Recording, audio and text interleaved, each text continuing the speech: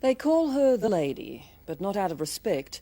It's just that the generals who run Burma, or Myanmar as they've renamed it, are so threatened by Aung San Suu Kyi they can't bear to utter her name. This one tiny, intense woman has one of the world's most brutal regimes living in fear of her. The military has portrayed her as an interloper who's lived abroad too many years, but that hasn't stifled massive public support for her. They put her under house arrest, but, as with Nelson Mandela, that succeeded only in making a martyr of her and helped her win the Nobel Peace Prize. Now, free from house arrest, the lady has emerged unrepentant, more popular and even more determined. She has been shut away from the world, shut away from a country many believe she should rightfully be leading.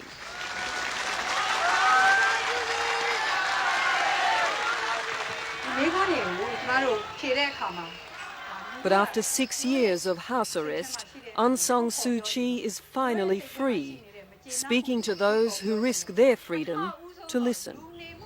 Do you think that it's some kind of fate that you're here in your country at this time doing this? I don't really believe in fate. I've said this quite often. I think you choose to do what you do, and you reap the fruits of your deeds. The fruit that has been denied Suu Kyi and her supporters is democracy, a word which for more than 30 years had no political translation in Burma. Instead, a ruthless military dictatorship turned what was once a prosperous country into an economic basket case. There seemed to be no way out until 1988, when Aung San Suu Kyi came home, to the dismay of the ruling generals. Have you considered, and I'm sure you have, why they regard you as such a potent threat? Because I have the support of the people. The people are not afraid of me, and because they're not afraid of me, they tell me what they think. The flip side of that is that they are afraid of the current government, yes? Of course. The military regime is so threatened by Suu Kyi that its intelligence service photographs us and everyone else who visits her.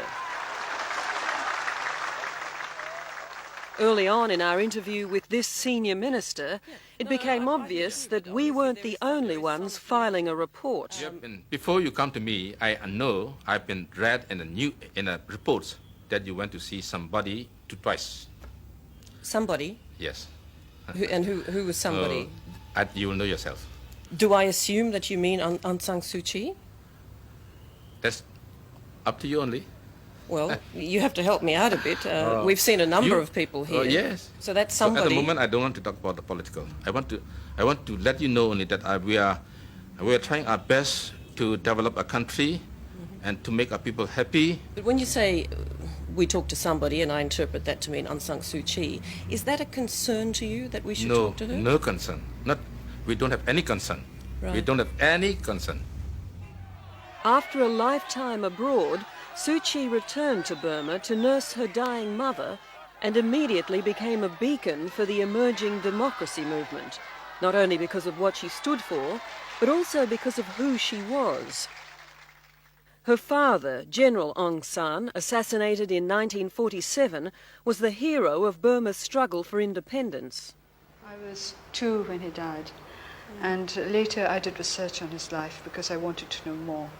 I wanted to know what he was like. Do you regard him as a hero? Yes, I do. Do you think you've inherited any of that from your father? Well, I think my father, like me, was not born courageous. He has said, and other people have said, that when he was quite little, he was also frightened of the dark. You know, he was frightened of ghosts and things like that, and so was I.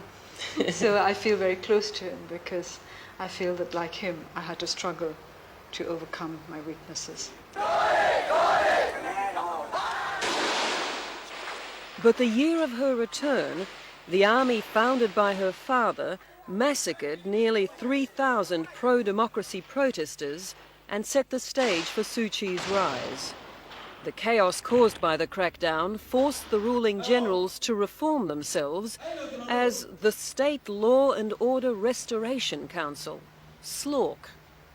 They even promised elections in 1990, But they ensured that their biggest threat, Suu Kyi, was out of the picture by placing her under house arrest in 1989. Did the government give you opportunities to leave this house, to leave this country? Their attitude was that if I would leave Burma, I could be free any time.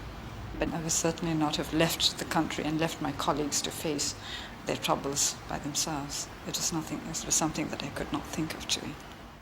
In their surprising concession to democracy, the promise of free elections, the ruling generals obviously had no idea of the outcome.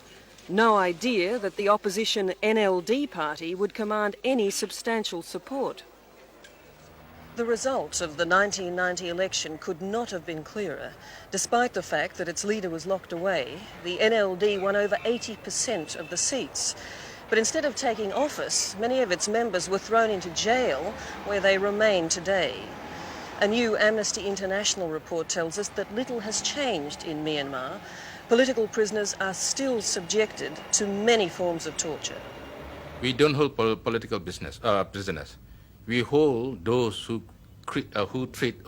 commit crime only. So there are no political prisoners in this country? No.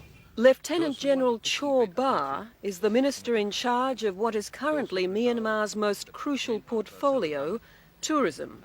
What do we make of all these things? For instance, you know very well, of course, that United Nations report earlier this year that made some outrageous claims about what happens But they don't here. go very deeply inside to see what are happening. But, sir, that there were some very specific things there that make one's hair stand on end, like beatings taking place, like shackling, like burning, like stabbing prisoners, like rubbing salt and chemicals. No, we don't have that thing. No. They're writing all the rubbish thing. No, we don't have anything. No. Rubbing of salt and chemicals into prisoners' wounds, political prisoners' wounds? No, we don't have that things. No. No, we don't have.